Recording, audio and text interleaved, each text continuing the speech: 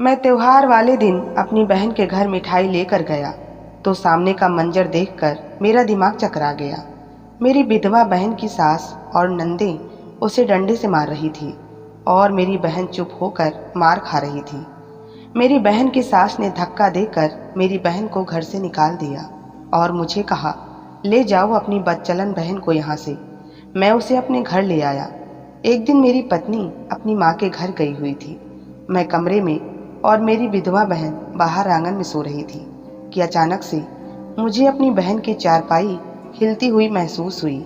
ऐसा लगा जैसे कोई चारपाई पर है। मैंने उठकर जैसे ही कमरे की लाइट ऑन की, सामने बहन को देखकर मेरा दिल फट गया, क्योंकि उसकी चारपाई पर मेरा नाम राज है। मेरे माँ बाप इस दुनिया से चल बसे हैं। मेरी एक ही बहन थी जिसकी मैंने शादी करके उसे अपने घर से विदा कर दिया है। मैंने खुद भी शादी कर ली थी और मेरे खुद के 2 बच्चे थे, मगर मेरी पत्नी के आगे कभी मेरी एक न चली। कभी कभी तो अपनी बीबी की वजह से मेरा दम घुटने लगता। मैं उसके साथ बिल्कुल भी खुश नहीं था। वो हर बात पर जिद करती थी।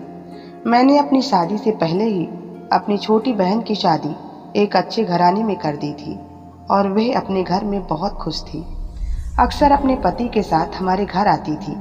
वह दोनों बहुत खुश थे। बस उनमें एक ही कमी थी कि उनकी कोई औलाद नहीं थी। मैं हर वक्त प्रार्थना करता कि ऊपर वाला मेरी बहन को भी संतान दे दे। ऐसे ही दिन गुजर रहे थे कि एक दिन मेरे बहनोई का एक्सीडेंट हो गया और वह मर गया। मेरी छोटी बहन विधवा हो गई थी। पति की मौत के बाद वह अपने ससुराल में ही थी। पता नहीं मेरी पत्नी को क्या हुआ था। वह मुझे अपनी बहन के घर भी जाने नहीं देती थी, ना वो खुद जाती थी। लेकिन मैं हर दूसरे दिन छुपकर अपनी बहन से मिलने जाता था। मेरी पत्नी को डर था कि अगर मेरी बहन को उसके ससुराल वालों ने निकाल दिया तो वह हमारे घर आएगी। इसीलिए उसने मुझे साफ साफ कह दिया था कि तुम अपनी बहन से रिश्ता कम कर लो, उसे अपने हाल पर छोड़ दो। ये ना हो कि वो तुम्हारे गले पड़ जाए। हमारे बच्चे जवान हो रहे हैं, तुम बस अपने बच्चों की फिक्र करो। पत्नी की बात सुनकर मुझे बहुत दुख होता था। मैं कैसे अपनी बहन को अकेला छोड़ सकता था। वो मेरी एक ही बहन थी जिसे मैंने बड़े प्यार से पाला था। त्योहार वाले दिन पत्नी से कहा कि मैं अपने एक करीबी रिश्तेदार से मिलने जाता हूँ, मगर मेरी पत्नी बहुत तेज थी। जब मैं घर से निकलने लगा तो वो मुझे कहने लगी, झूठ बोलने की क्या ज़रूरत थी, तुम सच भी तो बोल सकते थे ना कि अपनी बहन से मिलने जा रहे हो। मैंने उसकी बात का कोई जवाब नहीं दिया था। मैं त्योहार वाले दिन कोई बहस नहीं करना चाहता था, इसलिए मैं चुप करके अपनी बहन के घर चला गया। मैंने मिठाई की बजाय थोड़ा सा फ्रूट खरीद लिया था। बहन के घर खाली हाथ जाना भी मुनासिब नहीं था। पहले भी उसकी सास बहुत सख्त थी, बात बात पर उसे गरीबी के ताने देती थी, और अब तो उसका पति भी नहीं था जो उसकी साइड लेकर अपनी माँ को चुप करवा देता था। खैर, मैं अपनी बहन के घर पहुँच चुका था, मगर वहाँ गया तो एक नया ही तमाशा खड़ा था। मेरी बहन का ससुराल जमा हुआ था और वह लोग मेरी बहन को मार पीट रहे थे। यह देखकर मेरी आंखें खुली की खुली रह गई थी। मैंने पूछा तो उसकी सास कहने लगी कि रात को तेरी बहन का आशिक चुपके से इससे मुलाकात करने आया था। मैंने तो खुद तेरी बहन को रंगे हाथों पकड़ा है। अभी मेरे बेटे को गुजरे 1 महीना भी नहीं हुआ और उसने रंगरेलियां मनानी शुरू कर दी है। मुझे तो पूरा यकीन है कि मेरे बेटे की मौत की वजह भी यही है, इसलिए मैं अब इसे बिल्कुल बर्दाश्त नहीं करूँगी। मैंने तो ये सोचकर इसे घर में जगह दी थी कि मेरे बेटे की विधवा है, लेकिन इसने तो हमारी इज्जत पर दाग लगा दिया है। मैंने हैरत से अपनी जवान बहन को देखा जिसकी नंदों ने उसे इस कदर मारा था कि उसका चेहरा लाल हो रहा था, कपड़े जगह जगह से फट चुके थे। मैंने अपनी बहन से पूछा कि क्या तुम्हारी सास सच कह रही है, लेकिन वे खामोश थी और उसकी खामोशी उसे गुनहगार साबित कर रही थी। उसके ससुराल वालों ने उसका सामान मेरे आगे फेंक दिया और कहने लगे कि इस बदचलन को अपने साथ ही लेकर जाओ, मरता मैं क्या न करता। मैं हाथ पकड़कर बहन को घर ले आया। मेरी पत्नी जो घर पर बैठी थी, जब उसने मेरे साथ मेरी विधवा बहन को देखा तो खूब हंगामा किया और कहने लगी कि पहले ये अपने पति को खा गई है और अब आप इसे हमारे घर ले आए हैं। इसके ससुराल वाले तो इसे रखना ही नहीं चाहते, क्योंकि उन्हें अपने बेटे की जायदाद वाला हिस्सा उसे देना पड़ता।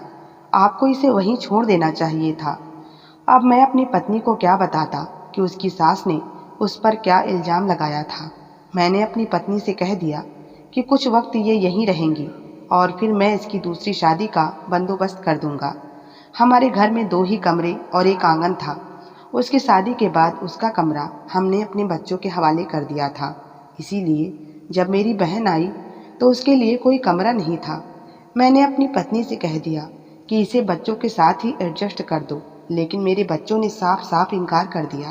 कहने लगे, पापा आप बुआ को अपने कमरे में रख लो। अब मैं अपनी विधवा बहन को अपने कमरे में कैसे रख सकता था। मेरी पत्नी कहने लगी कि आपकी बहन के लिए मैं आंगन में चारपाई डाल दूंगी, वो आराम से सो जाएगी, आप फिक्र ना करें। यह बात मुझे अच्छी तो नहीं लगी, लेकिन मेरे घर में मेरी बीबी की ही चलती थी, इसलिए मैं खामोश रह गया। क्योंकि अगर मेरी बीबी को बहन पर इल्ज़ाम के बारे में पता चल जाता तो वह मेरी बहन को आंगन में भी जगह देने को तैयार ना होती, बल्कि उसे घर से निकाल देती। मेरी बहन को आए एक ही दिन गुजरा था कि मेरी पत्नी ने सारे घर की जिम्मेदारी उस पर डाल दी। ये सब बातें मुझे अच्छी तो नहीं लगती थी, लेकिन मैं फिर भी एक लफ्ज कहने की हिम्मत नहीं रखता था, इसलिए अपनी बहन को नौकरानी बने देखने लगा। एक दिन मैं काम से लौटा तो मेरी पत्नी कहने लगी, मुझे आपकी बहन के अंदाज कुछ ठीक नहीं लगते। मुझे तो ऐसा लगता है जैसे पति के मरने के बाद वह आवारा हो गई है। अगर मेरी बात पर यकीन नहीं करना तो ना करो, जल्दी ही तुमको खुद हकीकत का पता चल जाएगा। पत्नी की बात पर मुझे मेरी बहन की सास की बात याद आ गई। कुछ ऐसा ही उन्होंने भी कहा था। कुछ देर के लिए मैं बिल्कुल ही खामोश हो गया। यह बात कहकर मेरी पत्नी बच्चों के कमरे में चली गई थी और मैं सोच में डूब गया था। क्या वाकई मेरी बहन का किरदार ठीक नहीं था? क्या उसका किसी के साथ कोई चक्कर था? यह कैसे मुमकिन था कि उसकी सास और मेरी पत्नी दोनों एक ही जैसे बातें कर रही थी, जबकि मैंने तो अपनी पत्नी को यह तक नहीं बताया था कि मैं बहन को उसके ससुराल से क्यों लाया हूँ। मैंने सोच लिया था कि मैं अकेले में बहन से बात करूँगा। फिर 2 दिन ही गुजरे थे कि मुझे मौका मिल गया। मेरी पत्नी बाजार गई थी और बच्चे ट्यूशन पर गए थे। घर पर मैं और मेरी बहन ही थे। मेरी बहन मेरे लिए चाय लाई तो मैंने उसे अपने पास बिठा लिया और पूछा कि उस दिन तुम्हारी सास क्या कह रही थी, तुमने ऐसा क्या किया कि उन्होंने तुम पर इतना बड़ा इल्ज़ाम लगा दिया। मेरी बात सुनकर वह सर झुका गई और बिल्कुल खामोश रही, एक लफ्ज भी ना बोली। मैंने कहा, गुड्डी, इस तरह तुम्हारी बदनामी होगी। तुम बताओ कि आखिर ऐसा क्या हुआ था। बहन ने एक नज़र मुझ पर डाली और उसकी आंखों से आंसू बहने लगे और वह उठकर चली गई। उसकी खामोशी मुझे बहुत ज़्यादा चुभ रही थी। अगर वो मुझे खुलकर सारी सच्चाई बता देती तो मैं अपनी बीवी का मुकाबला भी कर सकता था, लेकिन उसकी खामोशी तो उसे ही चोर साबित कर रही थी। मेरे बहुत पूछने पर भी उसने कुछ नहीं कहा था। फिर ऐसे ही दिन गुजरने लगे। एक रात मैं अपने कमरे से निकला तो मैंने देखा कि गुड्डी आंगन में चारपाई पर मौजूद नहीं थी। मैंने यहाँ वहाँ देखा, लेकिन मुझे कहीं नज़र न आई और फिर थोड़ी देर बाद वो छत की सीढ़ियाँ उतर कर नीचे आ रही थी। मैंने हैरत से पूछा, तुम इतनी रात को छत पर क्या करने गई थी? मुझे देखकर पहले तो वो बहुत घबरा गई और फिर कहने लगी कि बस ऐसे ही दम घुट रहा था तो छत पर चली गई थी। उसकी यह बात मुझे हजम नहीं हुई थी। वो तो वैसे ही खुले आंगन में सोती थी, उसे छत पर जाने की क्या ज़रूरत थी। मुझे लग रहा था कि मेरी बीबी और बहन की सास ने ठीक ही कहा था। एक रोज़ मेरी सास की तबीयत बहुत ज़्यादा ख़राब हो गई। मेरी पत्नी कहने लगी कि मैं अपनी माँ के घर रहने जा रही हूँ, लेकिन बच्चों के इम्तहान हैं, इसलिए बच्चे यहाँ ही रहेंगे। गुड्डी बच्चे संभालेगी। मैंने कह दिया कि ठीक है, चली जाओ, और फिर वह चली गई। मौसम कुछ बरसात का बन रहा था, इसलिए उसके जाने के बाद मैंने बहन से कहा कि ऐसा ना हो आधी रात को बारिश शुरू हो जाए। पहले ही मैं तुम्हारा बिस्तर अपने कमरे में लगा देता हूँ, तुम सुकून से मेरे कमरे में सो जाना। फिर मेरी बहन की चारपाई मैंने अपने कमरे में डाल दी। आधी रात को मुझे ऐसा महसूस हुआ जैसे बहन जाग रही है और उसकी चारपाई हिल रही हो। कमरे में बहुत अंधेरा था, इसलिए मैं यह सोचकर खामोशी से लेटा रहा कि शायद उसे भी मेरी तरह नींद नहीं आ रही होगी। कुछ देर तक उसकी चारपाई पर हलचल होती रही और फिर सन्नाटा छा गया। मुझे भी नींद आ गई। अगली सुबह सब कुछ ठीक था, लेकिन बहन की आंखें कुछ लाल हो रही थी। शायद जागने की वजह से ऐसा कुछ हुआ था, इसलिए मैंने उससे कुछ ना पूछा। लेकिन फिर अगली रात भी मुझे ऐसा ही महसूस हुआ। अब मुझसे रहा न गया। मैंने मोबाइल की टॉर्च जला दी और सामने का दृश्य देखकर मैं रो पड़ा। रात के अंधेरे में मेरी बहन अपनी चारपाई पर बैठी एक सूखी रोटी तोड़ तोड़ कर खा रही थी। मैं उठ के उसके सिरहाने पहुंचा तो वो घबरा कर अपने दुपट्टे में रोटी छुपा गई। मैंने हाथ से उसका दुपट्टा हटाया तो उसमें एक बहुत ही बासी रोटी थी। वो मुझसे नजरें चुरा रही थी, जैसे उसकी चोरी पकड़ी गई हो, उसने कोई बहुत बड़ा गुनाह कर दिया हो। मैंने हैरत से पूछा, गुड्डी, यह क्या है?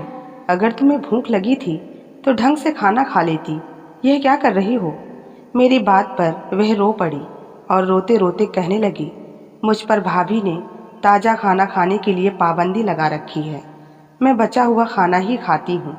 मुझे रात को भूख लगती है, इसलिए बासी रोटी तकिए के नीचे छुपा लेती हूँ और फिर चुपके चुपके आधी रात को खाती हूँ। उसकी बात सुनकर मेरा दिमाग घूम गया था और उससे कहा कि तुमने मुझे क्यों नहीं बताया कि तुम्हारी भाभी तुम्हें ढंग से खाना नहीं खाने देती। वह नज़र झुका गई और कहने लगी, कैसे बताती? क्या आप भाभी से मेरे लिए बोल सकते थे? मैं सकचा गया। फिर गुड्डी बोली, भैया, आज मैं आपको सब कुछ बताती हूँ। अपने पति के मरने से एक दिन पहले ही मुझे पता चला था कि मैं पेट से हूँ।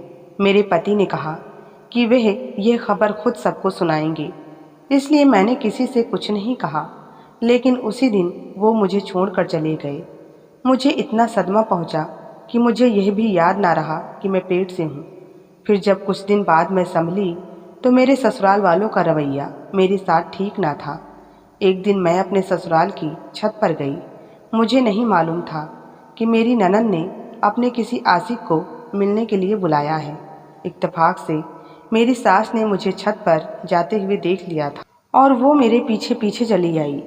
मेरी ननद तो अंधेरे में कहीं छुप गई, लेकिन उसके आशिक के साथ उन्होंने मुझे देख लिया और फिर मुझ पर बदचलन का इल्ज़ाम लगा दिया।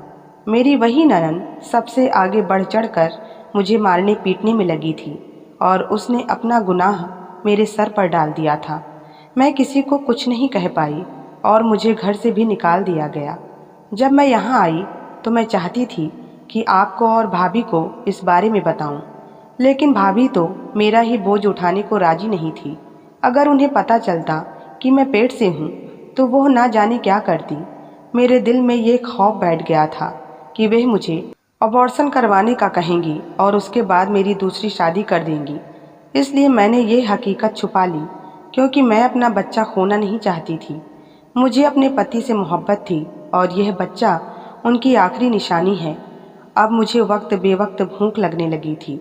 कभी मेरा दम घुटता था तो मैं छत पर चली जाती, तो कभी छुप छुप कर खाना खाने की कोशिश करती। आपको तो पता है, पड़ोस में मेरी दोस्त रानी रहती है। मैंने उसे अपने पेट से होने का बता दिया था, इसीलिए जब मुझे भाभी खाने को ना देती तो वो मुझे कुछ ना कुछ खाने को ला देती थी। भाभी को लगता है कि मैं छुप छुप कर किसी से मिलती हूँ। वो कोई और नहीं बल्कि रानी है, जो मेरे लिए खाने का इंतजाम करती है। मैं आपको यह बात इसलिए नहीं कह सकी क्योंकि अगर मैं ये सच्चाई आपको बताती तो आपका घर खराब हो जाना था। मेरी वजह से आप भाभी से झगड़ा करते और भाभी की तो आदत ही ऐसी है, वो फौरन घर छोड़कर चली जाती हैं। मैं नहीं चाहती कि मेरे बाद आपका घर भी टूट जाए, इसीलिए मैं खामोश रही। और अब ये बच्चों की बचाई हुई रोटी मैंने तकिए के नीचे छुपा ली थी ताकि रात को खा सकूं। मुझे अंदाज़ा नहीं था कि आपको पता चल जाएगा। ये कहकर मेरी बहन ज़ोर ज़ोर से रोने लगी थी। मैंने आगे बढ़कर अपनी बहन को सीने से लगा लिया। मैं अपने आप पर काबू खो बैठा था और ख़ुद भी फूट फूट कर रोने लगा। मुझे मालूम नहीं था कि मेरे ही घर में मेरी बहन पर क्या जुल्म हो रहा है। मैं तो उसे अपने घर में थोड़ा भी इज्जत नहीं दे सका था। कभी उससे ये भी नहीं पूछा था कि वो क्या खाती है, कैसे गुजारा करती है, उसे किसी चीज़ की ज़रूरत तो नहीं। अपने घर लाने के बाद मैंने उसकी तरफ से आंखें बंद कर ली थी, यह जानते हुए भी कि मेरी बीवी का रवैया उसके साथ कैसा है। मैंने कभी उसे दो बोल मोहब्बत के भी नहीं बोले थे। मुझे अपनी हर गलती का एहसास हो गया था। मैंने खुद अपने हाथों से अपनी बहन को खाना बनाकर खिलाया और मैंने फैसला कर लिया कि जब मेरी पत्नी आएगी तो मैं उससे दो टूक बात करूँगा। अगर वो मेरे साथ रहना चाहती है तो उसे मेरी बहन को भी इज्जत और मोहब्बत देनी होगी, वरना वो अपने घर वापस लौट सकती है। एक हफ्ते बाद मेरी बीवी घर आई तो मैंने उसे बताया कि गुड्डी बहन पेट से है। ये घर मेरे माँ बाप का है और इस पर मेरी बहन का भी हक है। मेरा सख्त लहजा देखकर मेरी बीवी एकदम खामोश हो गई। पहली बार मैंने उससे इस लहजे में बात की थी। मैंने उससे कहा कि तुम्हें गुड्डी और उसके बच्चे से परेशानी नहीं होगी। जल्दी ही मैं ऊपर का एक छोटा सा पोर्शन बनवाकर अपनी बहन को दे दूंगा। ना ही वो तुम्हारी नौकरानी है और ना ही वो तुम्हारी सेवा करेगी, इसलिए तुम अपनी ज़िंदगी गुजारना और वो अपनी ज़िंदगी गुजारेगी। जब उसके लिए कोई अच्छा रिश्ता आएगा तो मैं खुद उसकी शादी करवा दूंगा। ये कहकर मैंने अपनी बात ख़त्म कर दी थी। बहन जो दूर खड़ी थी उसके चेहरे पर सुकून आ गया था। एक साल बाद मेरे दोस्त की माँ ने अपने बेटे के लिए बहन का रिश्ता मांगा तो मैंने उसकी शादी उससे करा दी। आज वो अपने घर और हम अपने घर हंसी खुशी रह रहे हैं। तो आपको ये कहानी पसंद आई हो तो वीडियो को लाइक सब्सक्राइब करना ना भूलें। मिलते हैं नई कहानी के साथ, तब तक के लिए धन्यवाद।